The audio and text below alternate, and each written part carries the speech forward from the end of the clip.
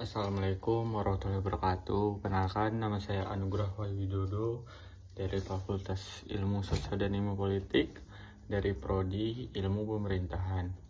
Di sini saya ingin mereview buku ini. Buku novel yang saya pilih adalah buku Cerita 2359, Kau yang tak pernah pulang dan Aku yang selalu menunggumu.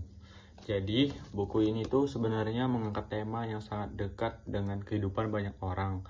Penantian, cinta, dan perasaan pulang. Judul 2359 sendiri punya makna simbolis. 1 menit sebelum hari berganti.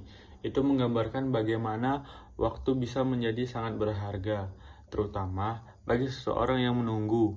Pesan penting dari buku ini adalah tentang kesetiaan dan keberanian hati untuk menunggu, tapi di sisi lain tuh, ia juga mengingatkan kita bahwa menunggu tanpa kepastian bisa melukai. Jadi ada pembelajaran untuk tahu kapan kita harus bertahan dan kapan kita harus melelahkan. Selain itu, buku ini tuh juga mengajarkan bahwa pulang tidak selalu berarti kembali ke rumah secara fisik. Pulang bisa berarti kembali ke hati seseorang atau tempat di mana kita merasa diterima. Dan di situ ada kekuatan besar dalam kesabaran dan ketabahan hati.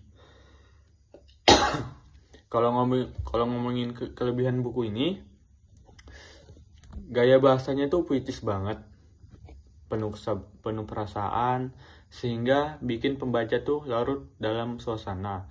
Banyak kalimat yang bisa dijadikan renungan atau kutipan.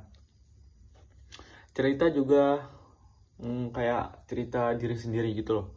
Karena hampir semua orang pernah menunggu. Entah menunggu orang, kabar, kepastian. Tapi ya, buku juga punya kekurangan.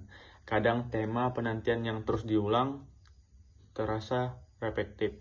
Alur ceritanya itu adalah kepotongan perasaan. Jadi buat pembaca yang suka cerita dengan konflik yang beragam, mungkin akan merasa kurang. Bahasanya yang terlalu dramatis juga bisa terasa agak berlebihan buat sebagian orang. Namun secara keseluruhan, buku ini tuh tetap memberi pelajaran penting bahwa menunggu adalah tentang kesetiaan, tetapi juga tentang keberanian untuk melepaskan.